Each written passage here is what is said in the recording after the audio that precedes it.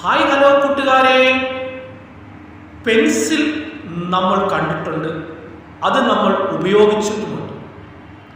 Pencil ഉപയോഗിച്ച് നല്ലത് എഴുതുവാനും ചീത്തയായിട്ടുള്ള കാര്യങ്ങൾ എഴുതുവാനും നമുക്ക് സാധിക്കും.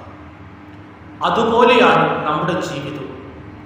നന്നായിട്ട് ജീവിക്കുവാൻ നമുക്ക് സാധിക്കും, മോശമായിട്ട് ജീവിക്കുവാൻ നമുക്ക് സാധിക്കും.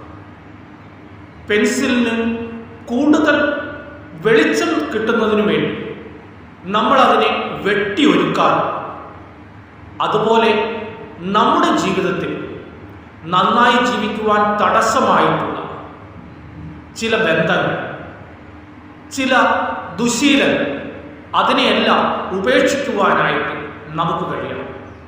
അപ്പോൾ നമ്മുടെ ജീവിതം വളരെ സന്തോഷകരവും സമാധാനപൂർണ്ണവും ആയിരിക്കും. എല്ലാവർക്കും